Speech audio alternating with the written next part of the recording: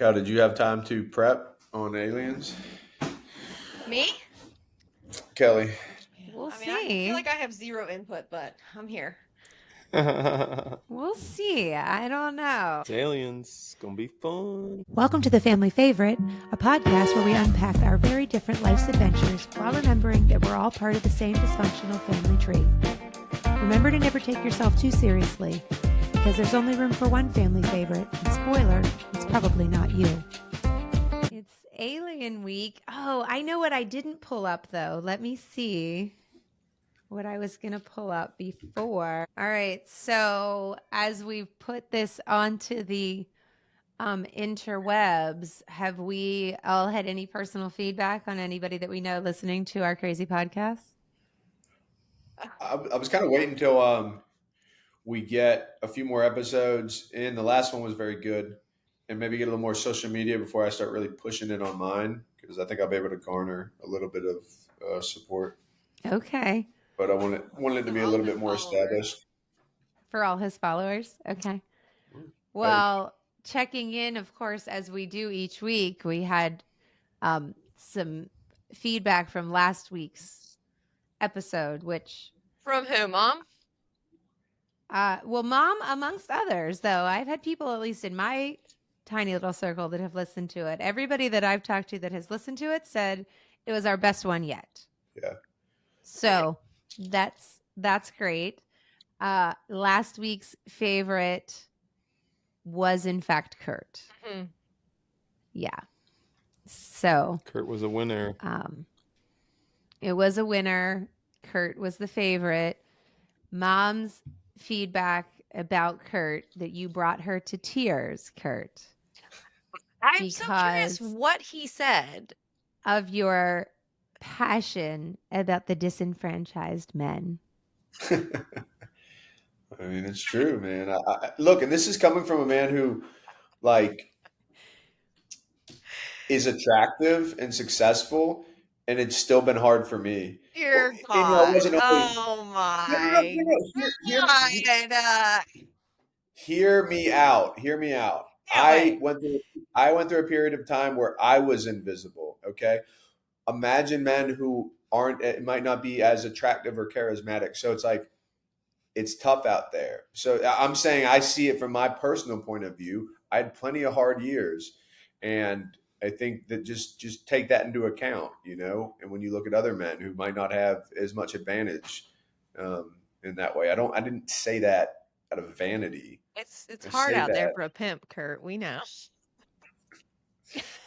It's hard out here for a pimp. I say that in a way of empathy. Sure, yeah. Yeah, so no, I hear humble. You, I think you're right.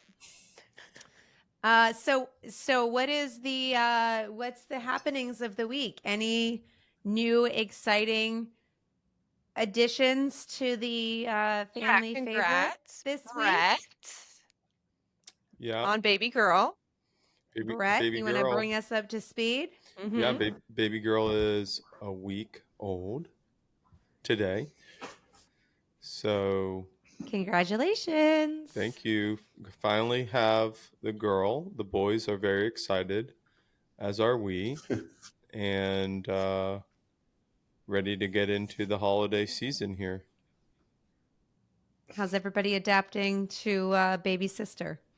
Everyone's doing great. The one that's really surprising is Penn, the 2-year-old. And he's still like mumbling. He's not really like talking much. He's very wary, understands what you're saying, and obviously has his big brothers, but he has been extremely protective of little baby Augusta. He is like, every time she cries, he is like, uh-oh, and he tries to go find her. He's petting her, putting his head down on her, giving her kisses. So he's the one that's really surprising us, because obviously, the 4 and 7-year-old know what's going on and have already had a younger brother. So it's kind of fun watching Penn and how he deals with her. Cute. But we got two. That's sweet. I think she's on a regular like feeding schedule now. So we're. I mean, I'm sleeping through the night. Shannon's obviously having to wake up a couple times. I think she's at like three times a night now to feed, but the first couple nights were a little rough with just she didn't want to sleep, and she was obviously hungry and all those normal things for. And she's a fat little chunker, right? She's the heaviest of all of them. Yeah. A little chunky monkey. So she's doing great. Nice. Yeah. Well, congrats, B. We always knew 4. you'd be like the big daddy here, you know? You know, 4 four babies. and done though. I think this is gonna be 4 and done. it's gonna be it. It's Yeah. a good number. If like time and resources were not a factor, and I don't even know if that's why you're just maybe age also at this point, would you have more kids? I would. Yeah, I mean, I think age is important just from,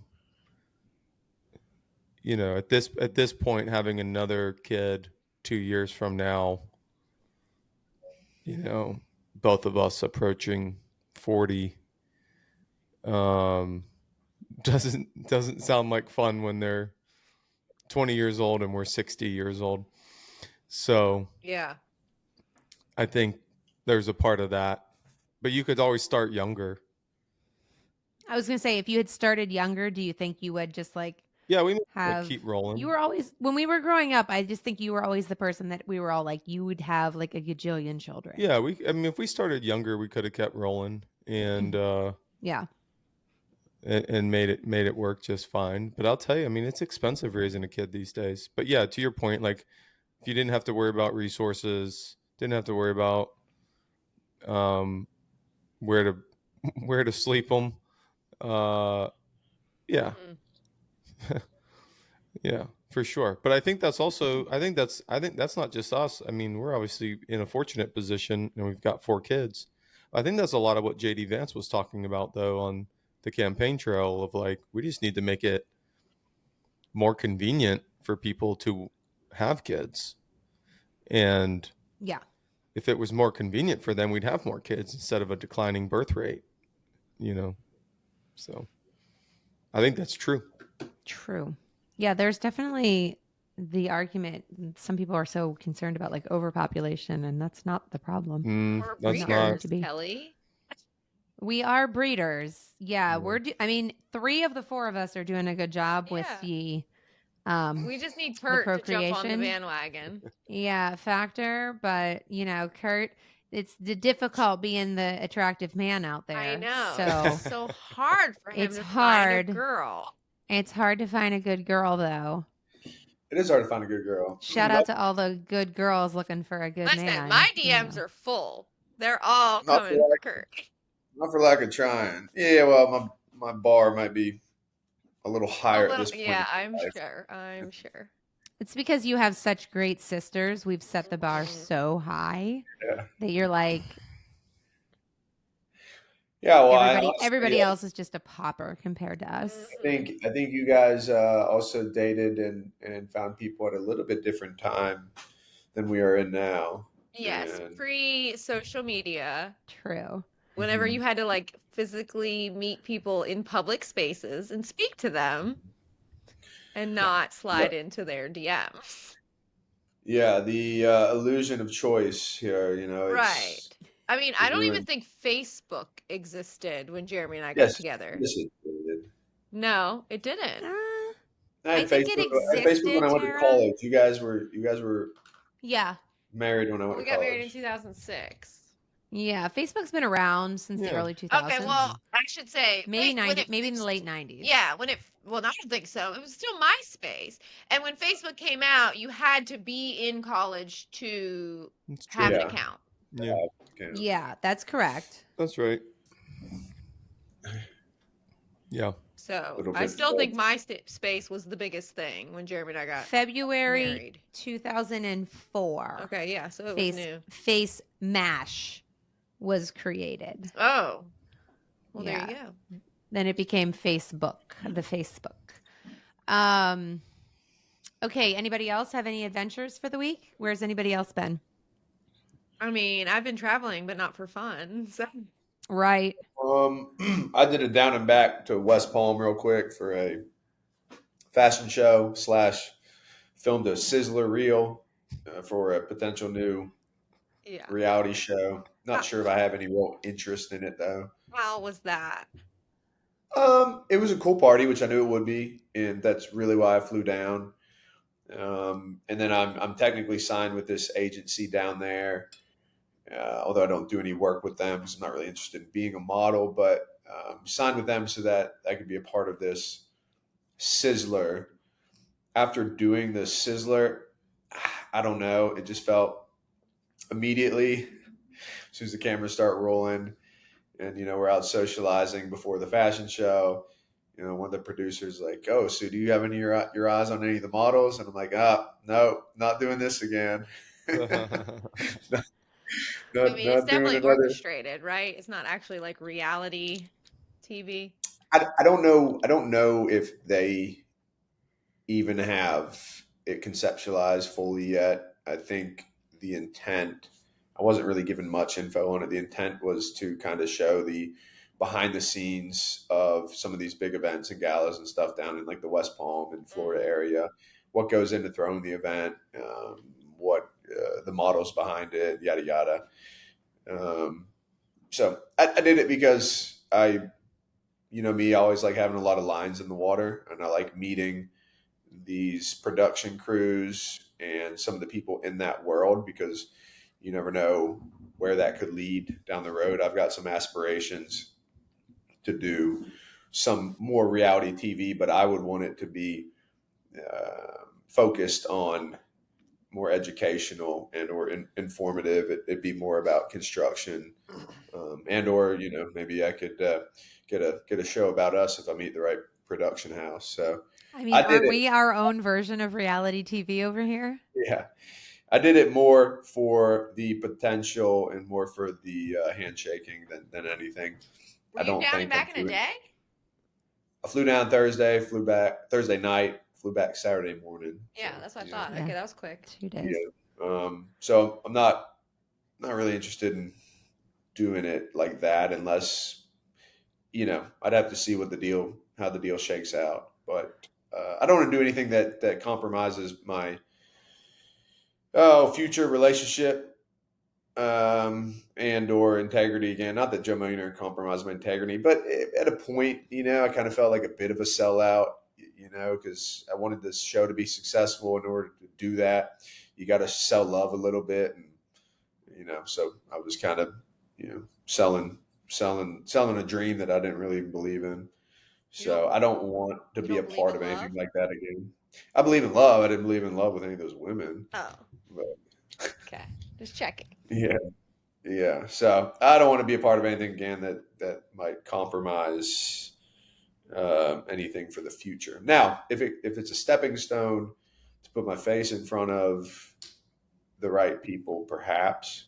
But we'll Don't be see. so self Didn't you centered. say too that like there just wasn't any, kind of magic in the whole It like didn't. weekend? It just felt a little bit like all about just these people, but there was no like chemistry magic there. Yeah, it felt for me having the experience I do in it. It felt a little stale, but maybe they were just looking to shoot a sizzler and they just needed good B roll and not much good dialogue.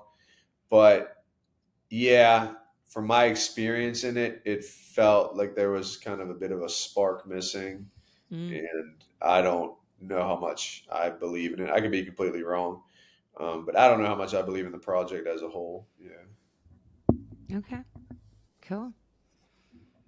Yeah, but I just been traveling all over the place too. Tara was in up and back. Obviously, we had some family stuff, and then I've been on the road teaching for 2 straight weeks, and now back for a hot minute, and then back out, and then keeping what feels like 40 different fires out in my business life. So this is my like little sliver of personal entertainment here, where I'm not putting out fires. yeah, and I might have to. I'm going to go see if I signed an NDA. I don't think I said anything I wasn't allowed to say, but I'll have to check. We cut out. That. Golly. Well, You better check that before we Yeah. don't cut this again. You already took your mulligan, so we're not You get one cutting. mulligan per episode. No. All right. Should we dive in? Anybody else have anything hot for the week? No. no. No new excitements. Geez, guys, we're exciting. We All right, let's dive in then. What's the main I've topic only of the been back week? for a couple days. I know. Yeah, you haven't been back for long. All right. So Kurt is the creation of the topic of the week. Mm-hmm. So we get to talk about some aliens. So Kurt's intro for us is that if we haven't been paying Monologue. attention, a little bit of a monologue here. I'm not going to read the whole thing. Let's see. Tuesday, November 12th, there was a congressional subcommittee on emerging threats. And they heard testimony from Pentagon whistleblowers in regards to UFOs, or at least UAPs, the new creation of a word for unidentified anomalous phenomena. And the testimony was ominous but vague, inconclusive, with arguably the only takeaway being UAPs, or whatever they may be, are among us, and they may not be as galactic as they are oceanic. So, Kurt, why don't you kick off the topic of UFOs, UAPs, or modern day aliens, Yeah. and tell us where we should be concerned with this? Please enlighten Yeah. us all. Should I read my bit of a brief history lesson on it first Yeah. here? Then I I'll mean, It's your how long topic is this the history week, bud. lesson? I'm going to leave it to you Okay. to lead us into the world Yeah, of well, I'm about alien to read it because encounters. it took 45 minutes when I got to Florida Thursday night to get this out to Kelly because she was stressed about not having enough time to prep for this topic. So, a brief, I guess, history lesson on aliens and kind of how I look at them, and then pose some questions along with the main question or topic here. So, the ancients long imagined intelligent life outside of their own and were the first to theorize the plurality of worlds. Medieval and Renaissance thinkers alike much expanded on this idea of extraterrestrial life, but with perhaps even more skepticism. It is the modern man, though, that has taken the alien question to new heights. Societally, we are obsessed with the thought of extraterrestrial life, and this idea has dominated every subset of popular culture for the better part of a century. Though, as entertaining of a fiction that it is, has our curiosity simply blinded our reason and fueled our imagination? Or no, perhaps there is more to aliens than just science fiction. And if so, is there a theological explanation? Any Christian doctrine that might shed light on this question? Or, and I have to say it, could this just be another scripted bureaucratic distraction? A deep state psyop to induce fear and further a more nefarious agenda? Let's say, for the sake of podcasting, that aliens do in fact exist. What then? Are they intergalactic, interdimensional, or some other ancient worldly being? And then, whatever they may be, bear in mind, the truth is often stranger than fiction. Wow. I Okay. will say, I personally could care less about aliens. I think the only movie I've ever seen with them in is like Men in Black. I've never understood the obsession, so Well, it's yeah, but you can't deny that's a good example of it, though. I mean, they have been just like dinosaurs. I mean, they've been a part of every part of popular culture Oh, for our sure. entire lifetime. Also, side note, is nefarious like your favorite word to throw into a sentence? My vocabulary isn't that broad. I gotta You reuse this thing. love that word so much. Does he? I feel like Yeah. there's always some sort of nefarious activity happening with every conversation you have with comedians. That I and mean, uncouth. Maybe the world is nefarious, though, It Tara. must be. This world definitely is. Well, Right. that's what I tell people when people talk about conspiracy theories, and I say, well, Mhm. people do conspire, So are they all That theories? part's true. This is true. Yeah. All right. So you said in here, Kurt, that societally we are obsessed. Hmm. And I think we might have a mixed crowd here with the obsession because we Yeah. know that you have clearly spent a little bit of time thinking about the alien idea. But is everybody obsessed? Like Brett, are you obsessed with the idea of aliens? And do you even believe that they exist, or is this like a hard no from you? Oh, I definitely think they exist. Um, am I obsessed? No. Um, but yeah, man, aliens exist for sure. And by aliens, I mean like other Okay. types of life forms that, maybe not the alien that, you're seeing in the X Files, but other forms of life. I think it's more plausible than not. Sure. Okay. What Perhaps I about should you, T? use. Are you on like you're not on the obsession of Oh, I'm definitely not aliens? obsessed. I 100% think aliens exist, but like Brett, not in the way that like the media has showcased them. I don't think of them as like coming down in UFOs. I think more like biblically speaking, angels among us. That's more of how I think of quote unquote aliens. Um are special people, who are on this earth maybe guiding us or not. I mean, fallen angels biblically are on this earth walking amongst us. Um so yeah, I mean, I think of it more in that sense. Like that show Ancient Aliens. Jeremy and I love to watch that show. It is interesting if you think, like let's say the pyramids, like how have we never replicated them? Do we not think that maybe that there was some form of help that maybe came down from the heavens to show them how to build those pyramids, help them build those pyramids?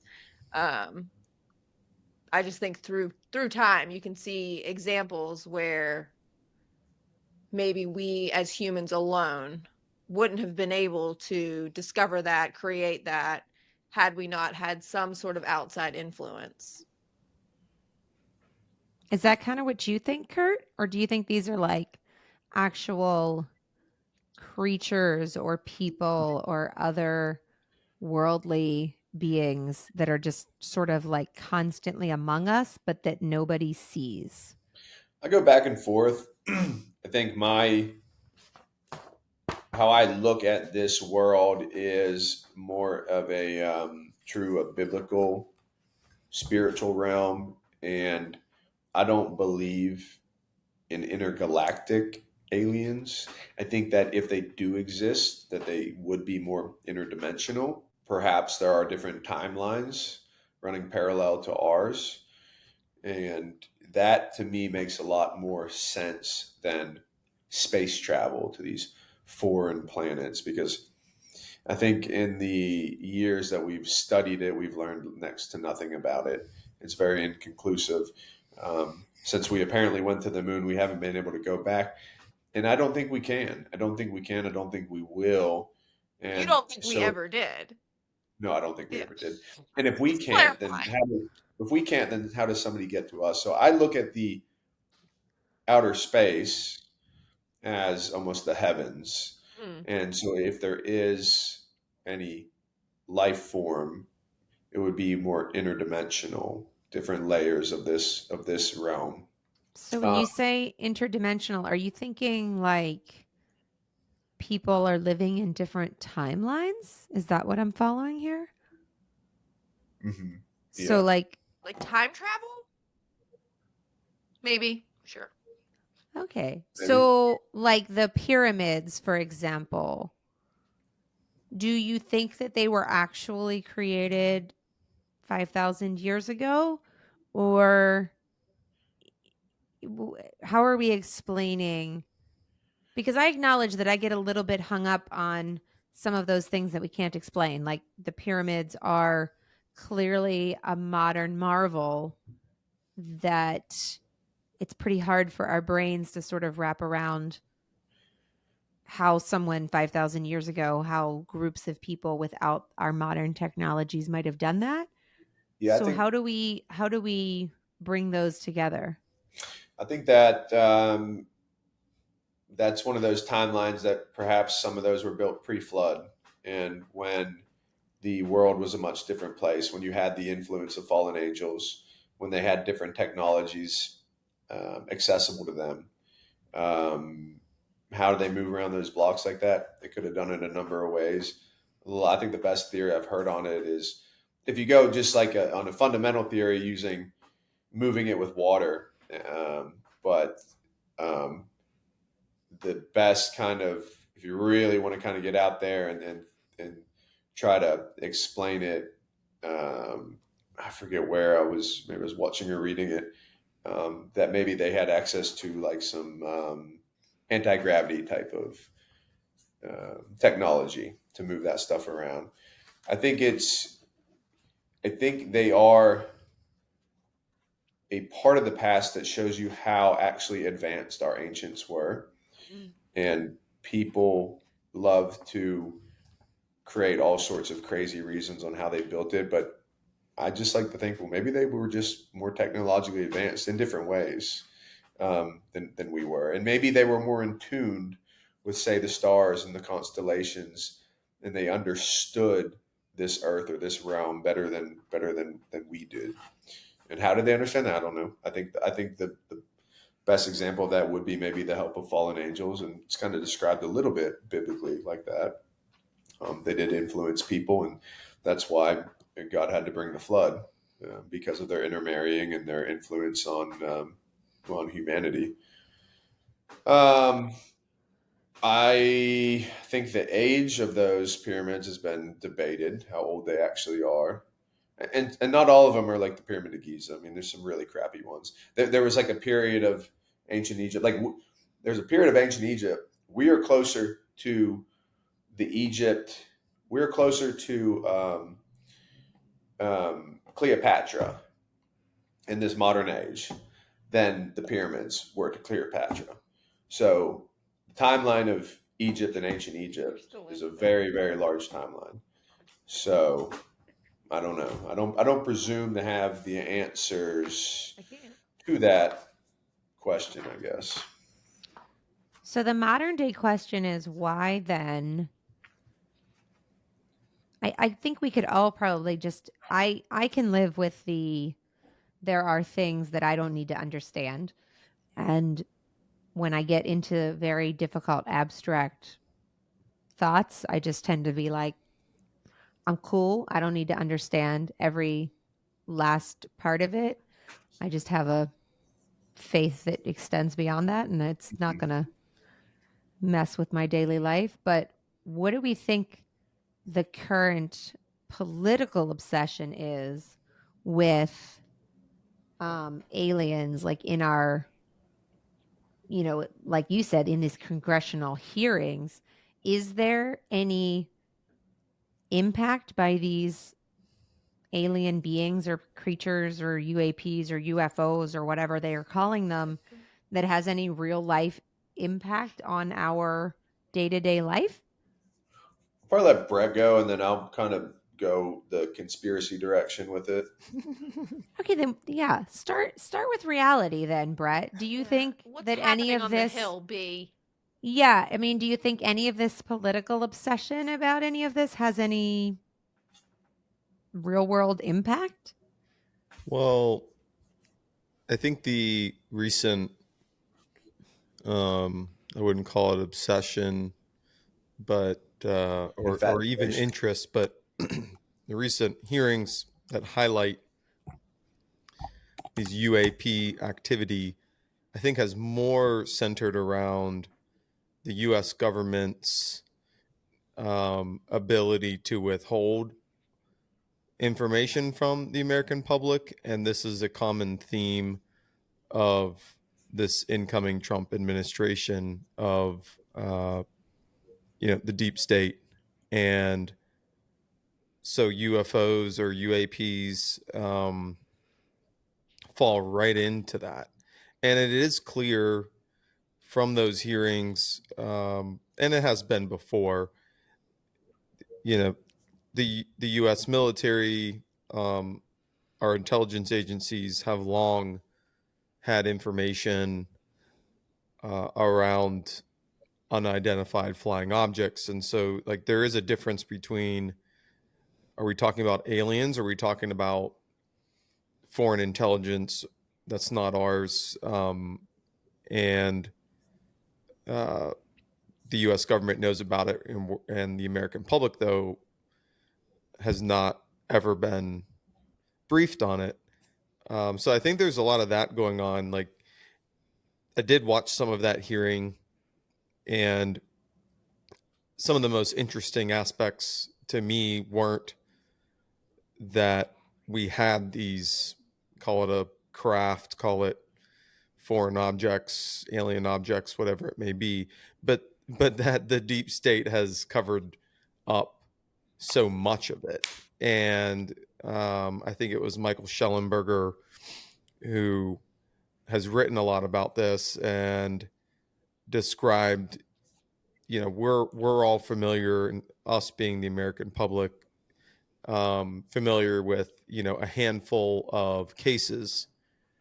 But in his research and discussions, and knowledge of what the intelligence agencies have, he says it's thousands. Like, there's thousands of instances, and that have been reported, investigated, and there's only a few that we're aware of, that the FBI or CIA has allowed to be put out to the public.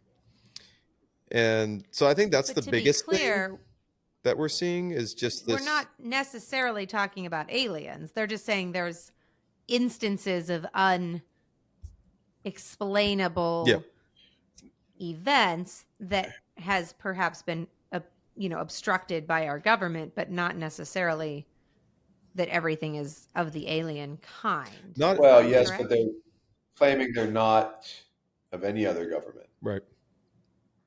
Yeah, they did have within their, I forget the terminology, but Representative Nancy Mace asked the whole panel about, like, this, I'll call it biological matter. I don't know, but it was effectively like, there is some evidence apparently of like alien matter, and all of the panelists said they agreed that not only does the U.S. military know about this alien matter, organic matter, whatever you want to call it. I'm not saying it's like a green guy in a tube, but that they actively research it, have created technology based on it. And so, some believe that a lot of our, advanced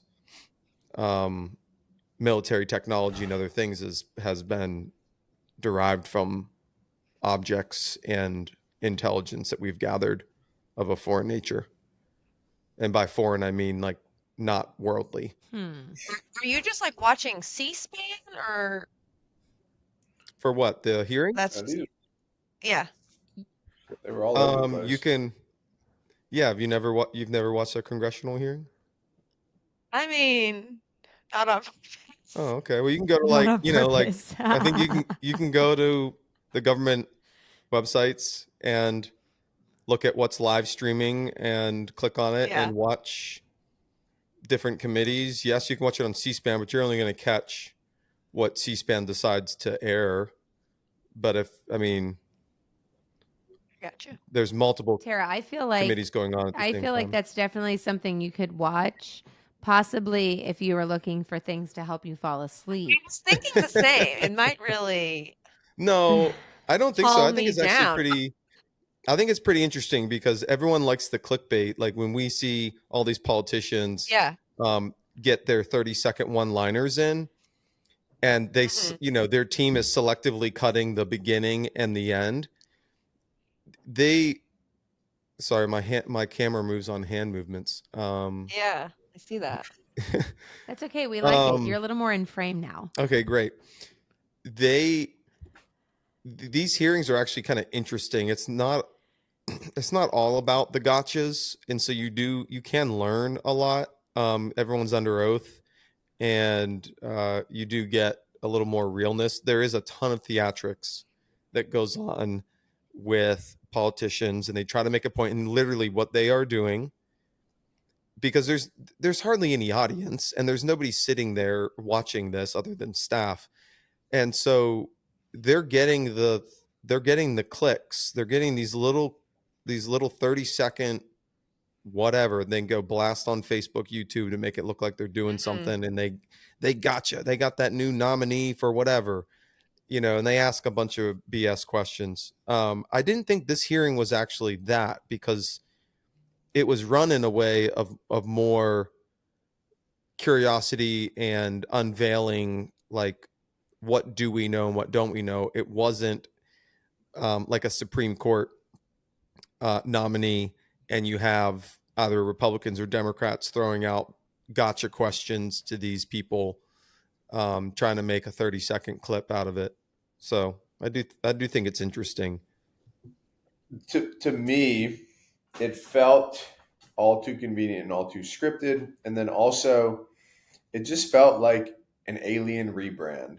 That's like, why we got to make up a new acronym for it? UAPs, like UFOs they're not cool enough anymore. And so to me, it just felt, especially watching the deposition or whatever you would call it, the questioning, it just felt scripted. And then the guys who were giving their testimony, these quote unquote whistleblowers, they're like, they couldn't answer some things. Like, I'd rather answer that in a closed room. I'd rather do that in a closed. It's like, then why are you even here? Like, what's the point of this? You just want to throw a teaser out there to get the people stirred up and start talking about aliens again? Like, what's really going on?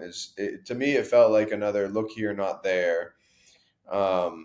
Typical of the government, though everything that they tell us is orchestrated. They don't want us to Typical. know the whole truth. Yeah, and I don't know. I have a hard time buying into it. Do I think aliens exist in the way that they are portrayed in movies throughout our lifetime? No. I don't think there's little green men running around. I don't think there's any sort of, people living on Mars or some other galaxy. I don't believe that at all. I think we are God's creatures. We are specifically designed and put here for a reason, aka a trial period, and nothing else exists like us but us.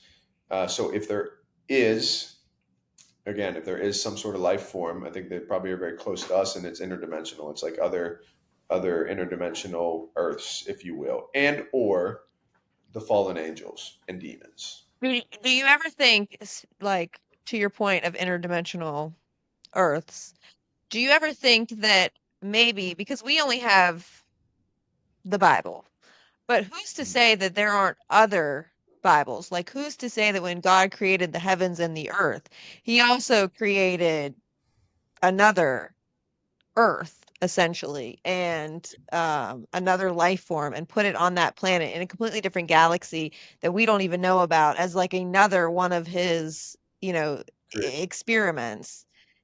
Do you ever think about that? I think I do, and that's kind of where I go with the interdimensional. But no, I think that we are special, and everything that is here, the heavens and everything, does revolve around us.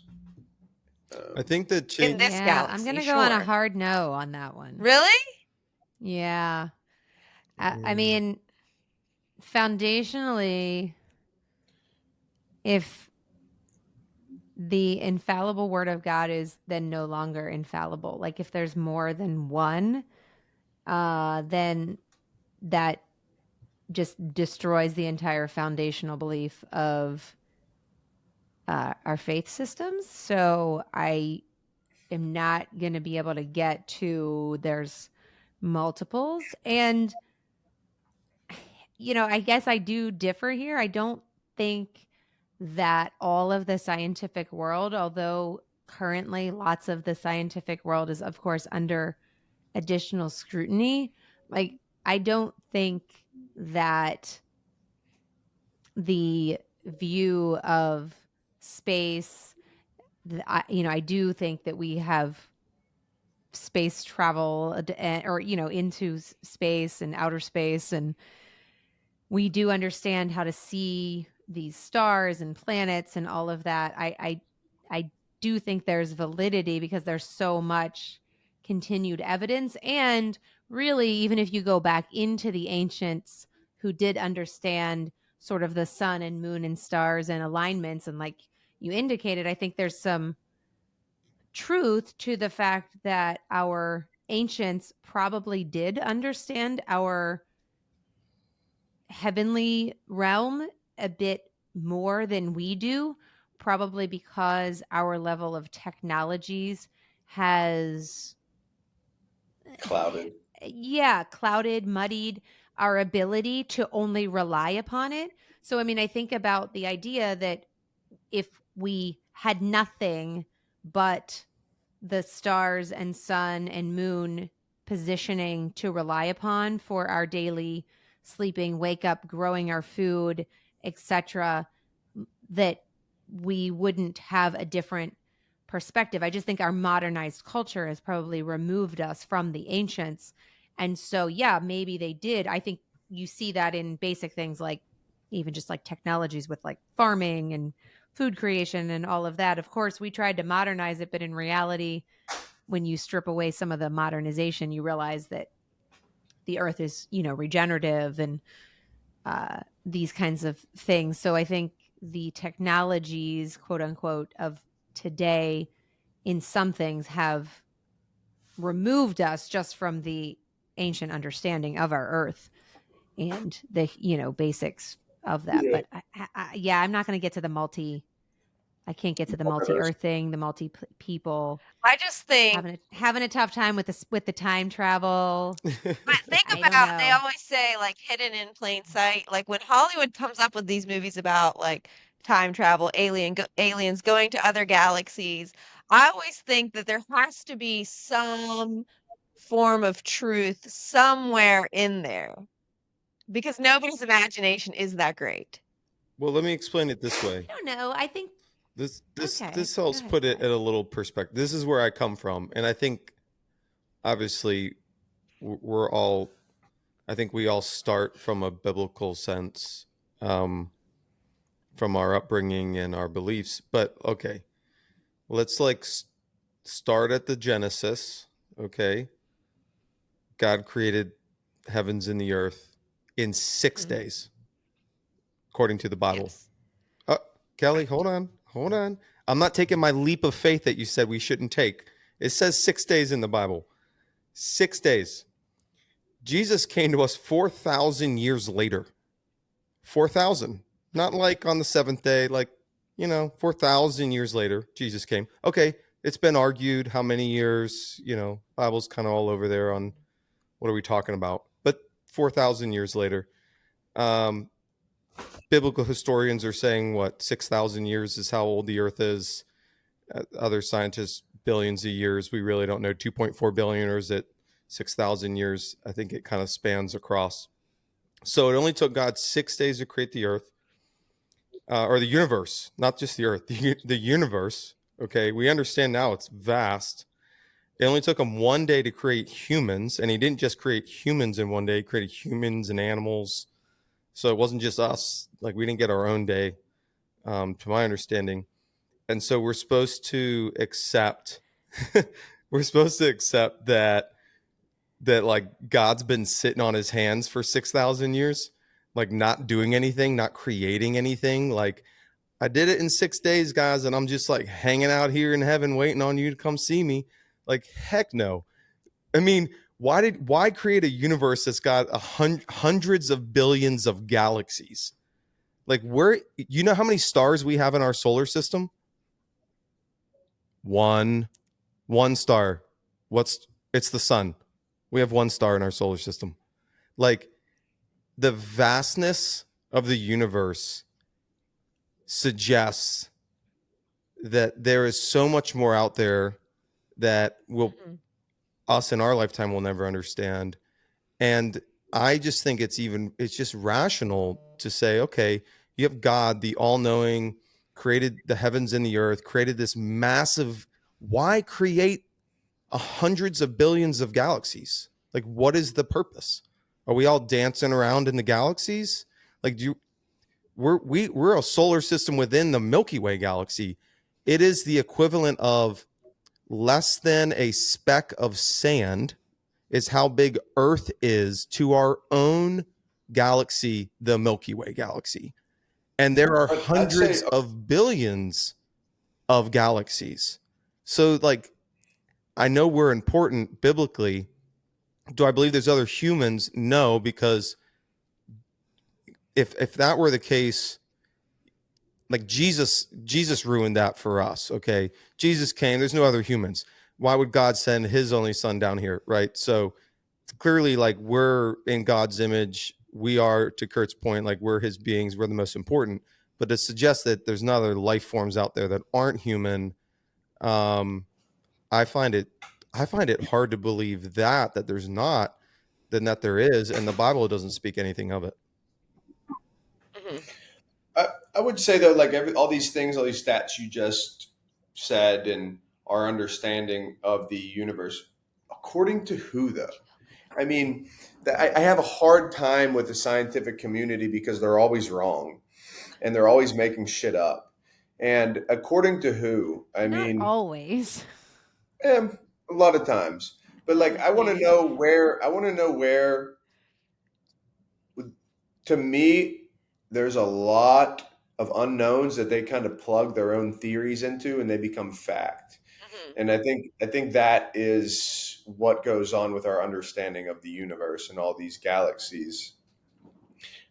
Because how do we know? We can't even get outside of our own atmosphere. I mean, we're not traveling to space. We're not traveling to Mars. We're not traveling to the moon. I don't care what you tell me. I'll believe it when you got people up there and are sending real images back.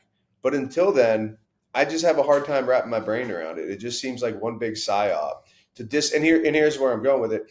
One big psyop to disprove God, to make us inconsequential, to make us just a random speck on a much larger universe that could not prove doctrine theory or Christian doctrine. Then, so it's to me, it's part of the big lie to disprove God and to keep people further away from God and to make us all just, meat puppets on this random rock floating in the middle of space. And I don't think that's the truth at all. And that's why I think the ancients understood things better, because the ancients were more spiritual beings. They were more in tune with the spiritual universe than we are. Yeah, I would agree with that. I think so. When Brett talks about, I don't disagree with you, Brett, that we are a very tiny part of a vast universe and multiples that we can't, like, our brains can't grasp. But I think that is the point when God says, I created you, because we are a tiny speck in the vastness that our human brains can't even wrap around. And that is an indication of the enormity and the vastness of our God that is so much bigger than our brains can ever wrap our heads around, because he is so all-encompassing. He is so much more than we try to box into, fitting into what our, like, even though we are his chosen beings, our brains can't even fathom the greatness and the vastness and the all encompassing just expansiveness of God. Like, it's not even a word that has any ability for us to put our brains into. It just kind of blows our brains. Yeah, but You also think, oh, go ahead. well, but you're like to think there's not, like, biblically speaking. So I'm not stepping on the toes of the Bible in any way by suggesting there's other life in the universe. I'm not suggesting that at all, and I don't think that's wrong because the Bible doesn't speak to it. And so, like, you just said something about like boxing, boxing in. Like, I think it's almost, I would suggest that I think it is, unbiblical or unchristian to believe that this earth is all that's out there, and that this is all that God created for us. He created all of it for us. So what else is out there?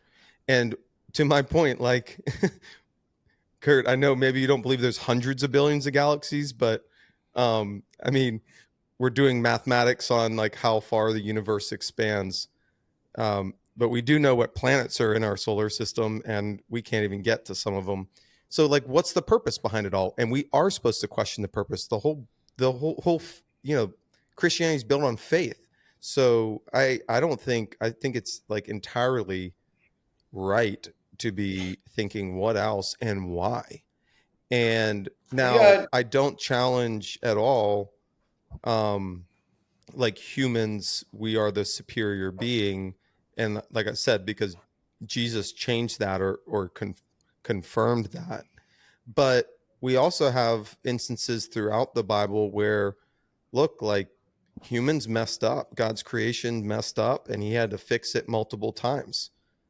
I mean, multiple times. And, Noah's story is the probably most severe example of that.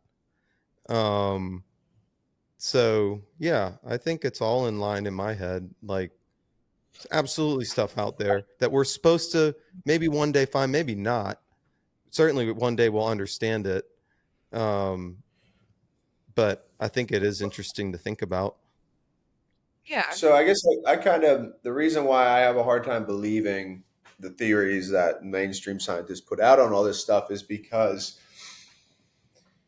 if you have to lie about one thing, you have to lie about everything. And so I don't believe we've been to the moon. I don't believe that we can get to the moon, and or maybe the moon isn't quite what we are told and taught it is. Same with the sun. I don't believe the sun is just some random star. I actually think both are local, but that's a topic for another time. The sun and the moon, they're yin and yang. They are balance each other, and they're local to our Earth. And that's why they eclipse perfectly. I mean, there's a whole lot of reasons we can go through on that alone. But if they have to lie about one thing, because where do we get all of our understanding of all this from? NASA, right? It's NASA. Okay, so NASA has propagated lies on us since their conception initially. So if they have to lie about one thing, why would they not lie about more?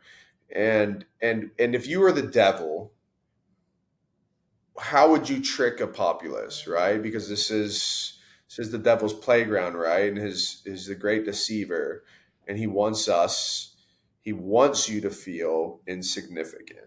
And how would you do that? Well, you tell people that you are just nothings in this big vast universe, and you're accidental. And I think that's part of this whole push by NASA, and how they are explaining how we're even educated on our universe coming up from grade school. I just think I don't know. I've just learned the older I've gotten that most of the shit we've been taught is bullshit. It really is. It's just an indoctrination. And Well, I just have a hard time getting around that. Maybe that's just my how much mistrust I have for establishment, I guess. But I think there's valid criticism of a lot of our establishment fixtures. However, I think sometimes we can also run down a little too much of a conspiracy hole by thinking that everyone is conspiring. And it's very difficult for there to have been like generational conspirings without somebody, like somewhere, someone. there's got to Like, be a mole. yeah, there's got to be somebody who says something. And so, I Yeah. mean, I think sometimes there's just, we can always reverse engineer and say, look at all of these events that happened, and now they line up in this odd conspiratorial way. But also, sometimes life is just a little bit of chance and happenstance, and it's not necessarily, not everything is a giant conspiracy. Yeah, it's not, but it's easy. It is the beautiful part about the passage of time, as Oh God. I would say.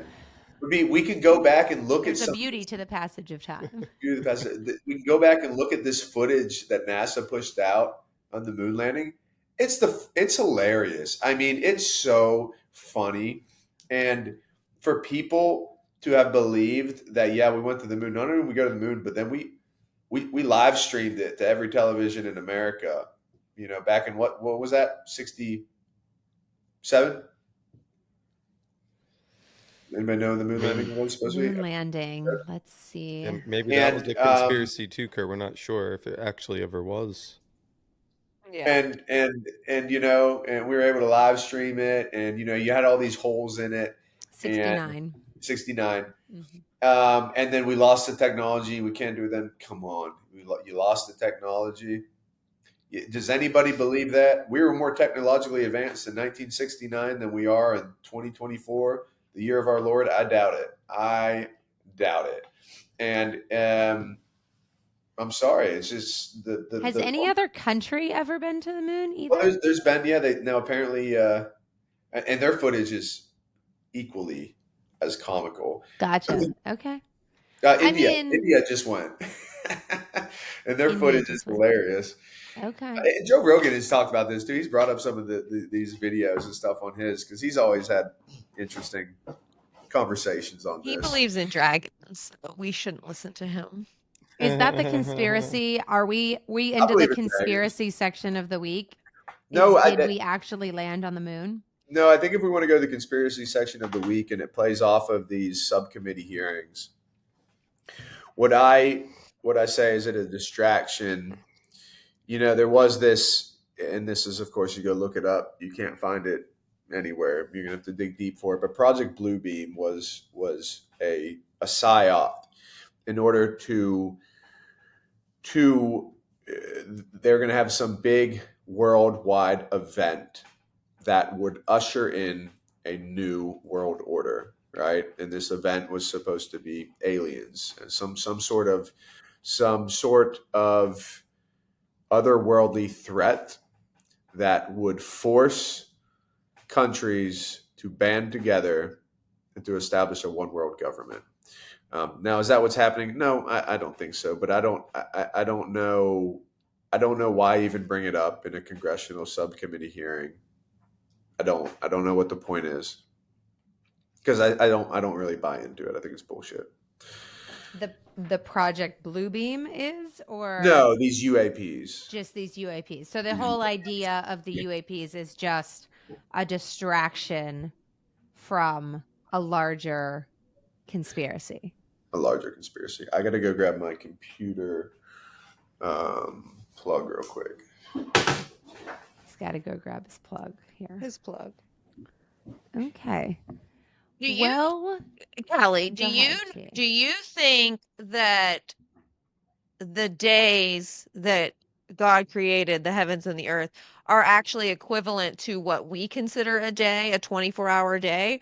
Or are you open-minded to think that perhaps God's day is maybe a little longer, or could vary from what Yeah, our no, typical day is. Yeah. I can acknowledge I don't believe that the the words of day in a biblical sense necessarily equate to our version of a day, Hmm. because again, I can go to, I guess I always default to, I don't have the ability to think or operate in the vast capacity of the greatness of our God. And so I just, yeah, I can live with, even if the earth, I don't know if it's thousands of years old, billions of years old. It Right. doesn't actually, to me, even matter, I guess. It doesn't affect my daily operations of my life or my faith. So, but I totally acknowledge, I don't think that one day in the biblical sense is a Yeah. 24-hour period. No, Because some religions just push so, well, I shouldn't say some Christian variances, yes. whether it be Baptist or Mm-hmm. Pentecostal, push against the scientific concept of how old the earth is, and they believe that it's much younger.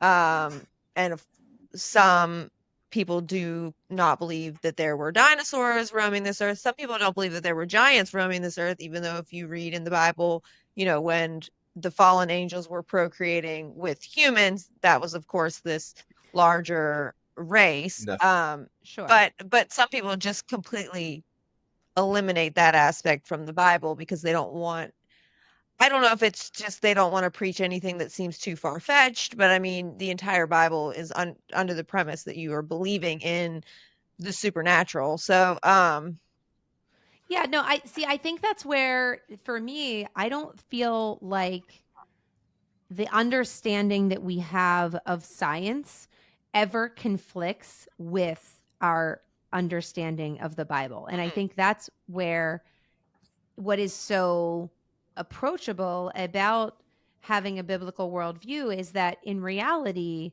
I don't, I can understand that the earth isn't, wasn't created in 6 raw 24-hour days, because science would indicate, even if you don't want to say that it's billions, I mean, rock formations and movement of, the basics like Right. rocks by caverns and water. And it's very, very identifiable in almost all religions or um, ancient groups that some level of a world flood mhm, occurred. right. Like everybody has some level of a flood that instant. So to me, I think that the Bible really just supports good science. And I hear, Kurt, that sometimes our modern scientists, right, try to shoehorn things into, conspiracies. And I think that's where we can become so distrustful. But when I peel it back, I can live very comfortably inside of what I know in the reality of my world and what I believe in the spiritual realm of my faith, grounded in the Bible, and they don't conflict at all. I run into nothing where I'm like, oh, something is wrong. And so that, I can take my rational brain and flip it to, there are just things I'm not going to understand that are beyond me because our God is so big and vast. I think it's okay to question. I don't think that Sure. curiosity is, showing that you're unfaithful by any means. No, I'm just not needing to, I guess, either. I Right, just, sure. But there's, I mean, my husband, of course, has um some similar interests in aliens as Kurt. So these are conversations that we have regularly. So it is fun to just kind of, play the antagonist and sure. I mean, I have seen the Ancient Aliens show. yeah. That was my version of preparation for this Oh, okay. week's topic, is that I yesterday watched maybe 3 or 4 episodes, Hmm. and I felt somewhat armed for a conversation that The is other one is that show. I know that you and I have discussed it before, Kelly. um he essentially goes to different parts of the world and you know Oh yeah, that journalist, yes, and Right. so it's kind like of, but then he why got you can't ousted on a debunk bunch the of stuff. flood because look at all these different places who were not able to Yes. correspond with each other, and they all have tales of the flood, and like, And yeah, I and can't, that's what's my the name of that point. show? Ah, Graham that's Hathcock or it. Yeah, Hancock. okay. It was I'm ancient, intrigued by things like that because normally history and science are not my go-to subjects that I dwell in, but I do find them curious and, Mhm. Yeah, and that was the interesting thing about that show and Ancient his Apocalypse. Ancient yes, Apocalypse and that was it. Yes. his theories and discoveries Hmm. was that he really proved a Right. biblical idea of creation Hmm. and time and history without really admitting to it or maybe even realizing it. I feel like what he was describing lined more up with uh, Christian theology Hmm. than it did anything any other scientific community had come up with as Hmm. far Yeah, as I evolution. agree, Kurt. I think I watched that too, and I think it wasn't at all like a condemnation of biblical worldview. I think it was actually confirmation of Yeah. it from a secular perspective, which is Right. again my point is that it's not like for so many people, I think that the misnomer is that somehow believing in God is extra worldly. And although it is, you can, fit it into our realities and it does not have a conflict. Mhm. But yet it does cause us to think greater than our human brains can Mhm. take, but that's the point. Yeah. Yeah. Because we are more consequential than you know than just uh, a human for a short period of time. Hmm. Like our souls have eternal worth in Yeah. the eyes of God.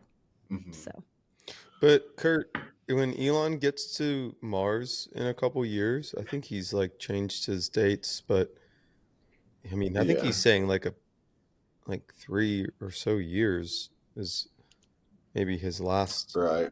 So when he does that, Yeah. like Never trust Elon's timelines because I'm still waiting for the coupe to come out. for the what? for the what? The Cool. coupe, the suicide What's the door convertible car that's been supposed to come out for Oh, like the last 5 years, and he keeps pushing the Yeah. launch date. Oh, Isn't that the one that he apparently sent into space? I'm not Hilarious. sure. no, I think it's Um. I don't know. But Well, so when he I'll does, believe it. like, doesn't that challenges like your whole theory then? Because like I thoroughly Yes. believe he's going to do that. Um, Do you, and so Kurt? Do you not think that we have the ability to go to any planets whatsoever? No, we can't get outside of the Van Buren Belt, and Okay. if we could, we would, but we can't. Okay. And so when he and does, what does that mean when for he does, you? Like the video was fake?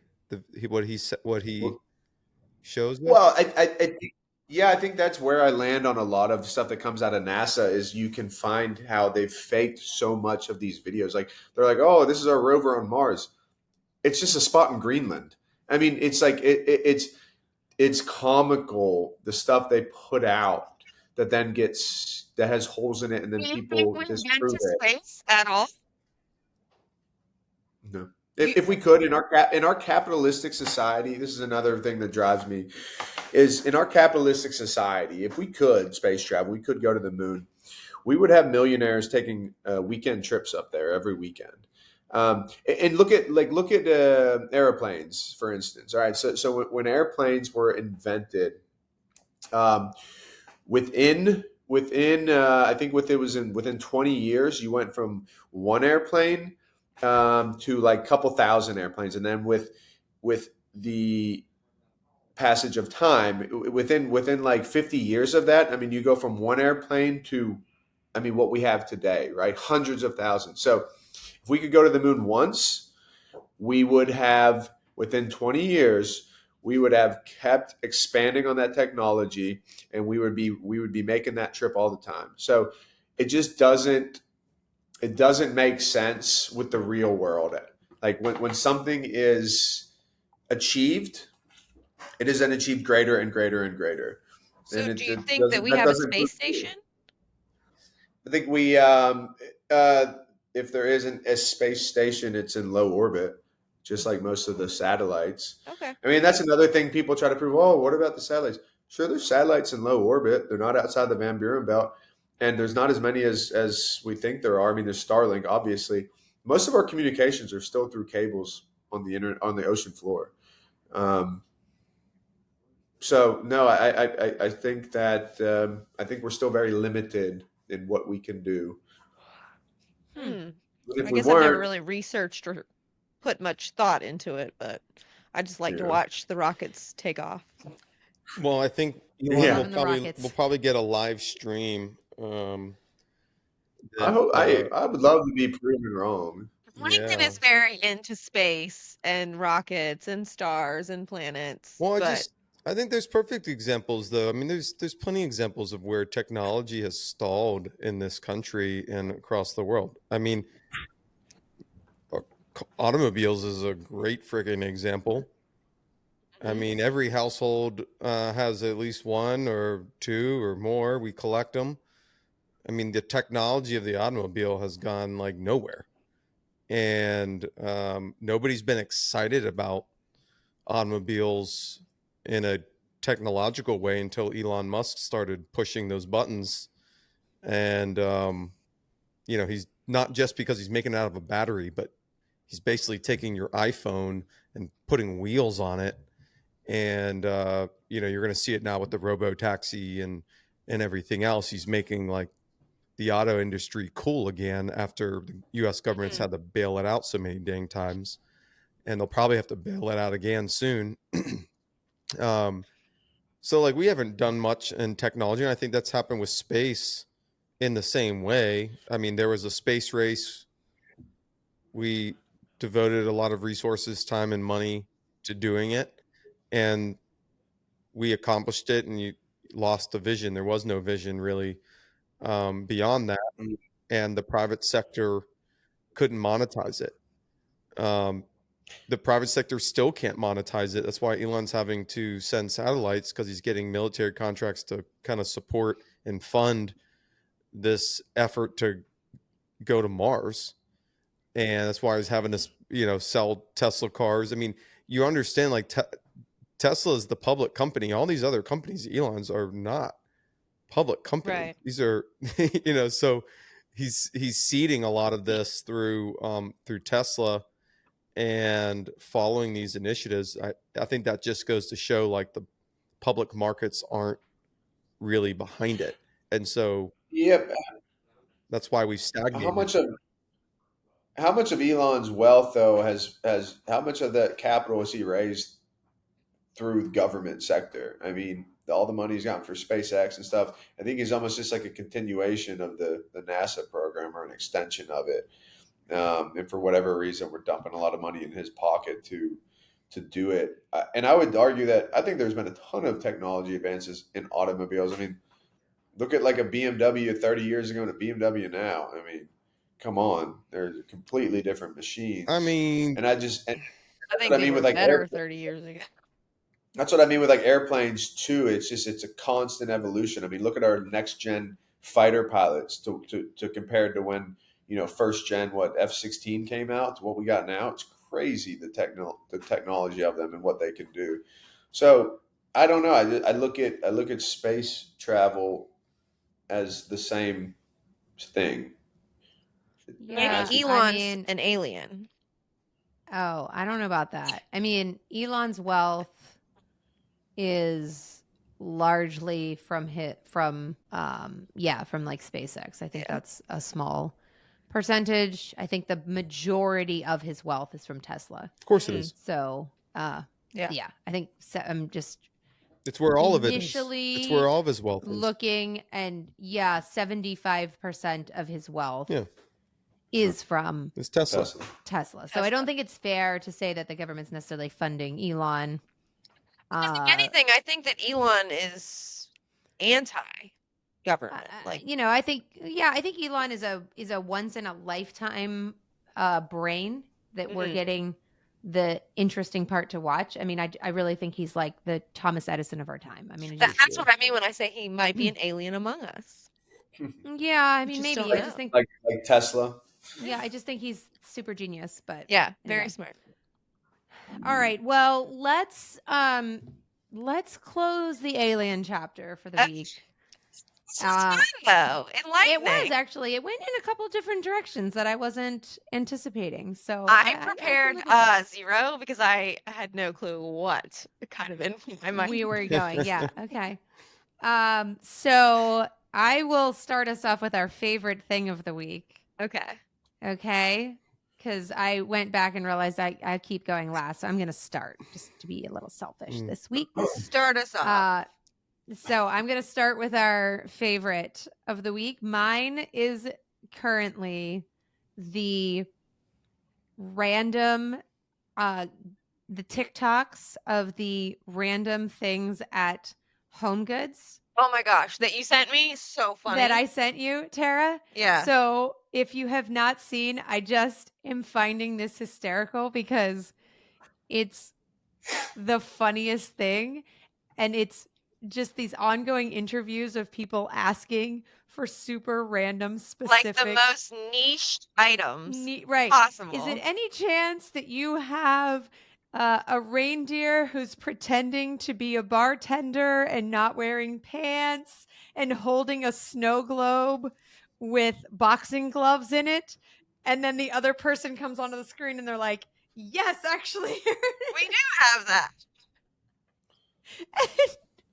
Which is just so Home Goods, because sometimes you walk through and you think, where did these things come from and who is buying them?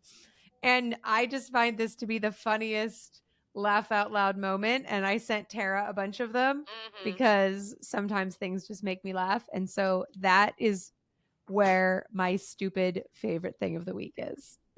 I like it, Kelly. That's a good. And it's funny going into the holidays because I feel like every video I have seen gets more and more specific about what it is that they're looking for, and like more and more ridiculous. And it's just so funny. Yeah. I pull out the object. Like it's still a human somewhere. Yeah. So they're very, very funny and they're very, very random. And I want to know who the people are that are buying these random things at Home Goods. I kid you not about the boxing gloves and a snow globe one. It was like, who is buying a. So it's got to be like the best thing for White Elephant Christmas giving. Oh my gosh. Is all of these random things from Home Goods. But I find them very funny, and in a world full of seriousness, a very good laugh for the week. So I like it, Kelly. That's a good one. Thanks. How about you, T? What's your favorite this week? My favorite this week is actually political, which is, not my norm, but I do tend to always have a little politician crush. And I used to be in love with Matt Gaetz. He was like my little. Yeah, I know, Kelly. You say that. I met him. I just thought he was like, he was so cute. Now I'm not quite sure what's going on with his face. He's maybe had too much work. A lot of Botox. Yes, and he's lost his allure. But I discovered a new crush over the past couple weeks, and that's Josh Hawley. You don't like him either? Hawley? I don't know how you say it. Josh Hawley. I just love an assertive man.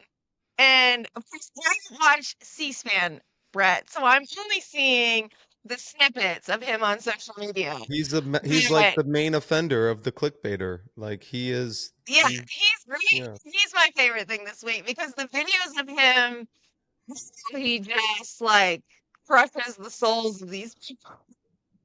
with his facts. I love it. I love watching it. I don't think I've seen a video of his that I did not enjoy. Okay. Are you a Josh Hawley fan, Brett? I think he's a smart guy. Behind those 30-second Don't ruin videos. it. Don't ruin it for me. I don't know what he's like behind the scenes. Oh, I don't know him personally, so this isn't me criticizing him as a person. But they all do the same tactic, right? And so they intentionally demean and make the person they're asking questions of look entirely incompetent and stupid. Incompetent. And now Yeah. you could say, well, some of them are, and that may be true. But these guys also want you to believe that they're super smart. And so like when their staff hands them 10 questions to ask, like some of these people, like they asked, I forget the US, the DOE lady, one of these guys was asking her some very nuanced question about how many, whatever megawatt hours of this and this and that. Something, an answer that nobody knows without looking into a book, or looking at, like a live chart. But this congressman wanted you to believe that he knew the answer. He didn't know the answer. He was on a piece of paper in front of him.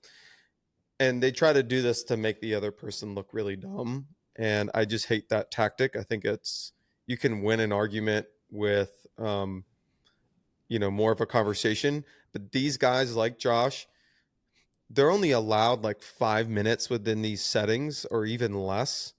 And so they ask a question, and then if you start answering it, like if Kurt's like, well, let me think, they'll be like, that's not the question, sir. The question was, and they actually don't want you to give an answer. So they just keep talking over you. And they say, I'm going to reclaim my time. It's my time. I get to ask the questions. It is theatrics. It's a clown show up there. And I hate when they do that. And so when you see a congressman actually sit there patiently waiting for the answer, then those are the people that I like. Other than that, it's all theater. I haven't seen him like berate anyone. He just usually is very, of course, this is only what I'm sure the internet wants me to see is the videos of him looking very polished and just asking in a very calm manner his questions. And, I enjoy the content that, of course, I've been shown because my phone knows that's what I want to see. And the There more you Well, that's go. videos fine. from I watch, the more they show up. I would just encourage you to actually watch the entire hearing. If you like him, don't watch the 30 Well, I don't care seconds. about his policies, Brett. He's No, my but if you want to, I mean, you said you just liked Matt Gaetz. I mean, what a great pick you had. So I'm just trying to caution you on your next political my crush. Matt Gaetz crush ended a few years ago, but he was a crush for a minute. And then, some facts about him maybe came to light that I wasn't a fan of, but Well, I feel Brett like and I his are eyebrows would have told you all you needed to the know the about him eyebrows, before really. those facts came Also, to light. in real life, it was unfortunate that he's a very tiny man and he just looks like a little bobblehead. But I still got a photo with him and He's not done He yet. We're was, going to hear plenty more of him. He's not done. oh yeah, I'm and sure he was his so I'm polite. sure He his was very eyebrows will lead friendly. us into the next. His eyebrows will lead us on. So, all right, Kurt, what is your one favorite this week? Slow mornings with a coffee on the water, preferably salt water. Very nice. Okay, It's and because you you got to enjoy enjoyed that that while for you were 2 down in days. Florida? I got to enjoy that while I was down in Florida, and I realized I was like, Gotcha. man, this should be every morning, just with the sun on your face, sitting over the water, the coffee, not being stressed out. Yeah, need to make that into a reality. I mean, that's the dream, but the rest of us have too many dependents to be taking slow moves. Our I am coffee, our glad that you salt got 2 water. days on the water, though. That's nice. Kurt. Yes, it is nice. Mhm. Yeah. It's the dream Why life, can't, why Kurt. can't that why can't that be a reality? What do you mean? It can be your reality. It just can't be mine. Why not? Because think if you I can, have Jay. a morning coffee on the saltwater beach, there's going to be 4 screaming children in the background of that morning. So it's not going to be quiet or peaceful. It'll be stressful and chaotic. Uh-huh. Oh, don't worry. That time will come sooner than you want it to, T. Yeah. So I too enjoy, I'm not on the beach, obviously, but I enjoy a fresh cup of coffee in the Yes. morning with my husband, and it is the best thing because we make the best coffee. Yeah, you're welcoming the new phase of empty Yes. nester. Of So empty you get to enjoy nesting. quiet mornings again. I haven't had Mhm. one in 13 years. Yeah, don't worry. Don't wish it away. It'll happen sooner than you I want. think the sun on the face over salt water is the kicker, though. There's something Yeah. about that is Mm. really nice, and I might have to rethink my permanent geographical location here. You could get Well, freshwater coffees. You could also get a place big enough for us to come visit, and then we like that option. Good call, Cal. Mm-hmm. Yeah. So you just go get yourself that place on the water, and then you leave that spare bedroom open for each of us on rotation to come hang out with you. Yeah, I don't know why you guys think I'm going to be the rich one. Well, you are the prettiest. Yeah, well, I mean, put that face to use, Kurt. Dang. If we could translate that into dollars, OnlyFans. I'd be Trying to make better money off. off of that face for years. So Yeah. OnlyFans can make you rich real quick. Without selling out. you don't sell your face typically on OnlyFans, Brad. I'm not sure if you ever actually frequented that site, but Which site? My husband calls it fans only. Oh, OnlyFans. Yeah. yeah. No, I mean, we could sell something else. We've got pretty endowed in that marketplace too. You have good Yeah. armpits. Oh Those my are a God. top seller. Armpits? Not even a lie. I thought it was feet. There are people that have foot fetishes, but for men, armpits are a very large selling point on OnlyFans. Random. All right. I don't feel like that's right. It's I true. don't think that's why people are on OnlyFans. It's true. Look it up. Okay. Brett, what is your one favorite of the week? Well, I have to take an exception. I have to get two because we had our fourth child, so that's the best and the most favorite. But beyond that, Best is the new family favorite. yes. But beyond that, I think the week highlight for me, for all those diamond hands out there, Bitcoin going to 99, almost $100,000 is a pretty awesome thing to see for the week, and more is to come. Bitcoin To the moon. To the moon. To the we moon. Go. Do you still have your little Bitcoin tracker on your desk? I don't. You know, I redid my desk a little bit ago. Shannon asked me about it too. She was like, "Where'd the Bitcoin tracker go?" I mean, I got sick and tired of watching it, you know, not do anything for a while, but it would have been nice to see over the last 2 weeks. Yeah, wish I would have bought in on that 4-year dip when it went down to 19,000 recently. It's a good time to buy now, though, because now we're about to start a new 4-year cycle again. So here we go. Yeah, we could have whole in-depth conversations about Bitcoin and how the government is trying to grab it or figure out what to do with it, and how, going back to how dumb our political arbiters are, is that none of them actually understand the concept of cryptocurrency. And I am in no way an expert either, but they're just trying to like throw out random pieces of legislation as if it's like something they understand, and then they just keep mucking it up. So who is the president of what country that flexed his Bitcoin wallet on social media? Did you see that, Brett? No, I don't know. So he took a ton of government funds, invested into Bitcoin.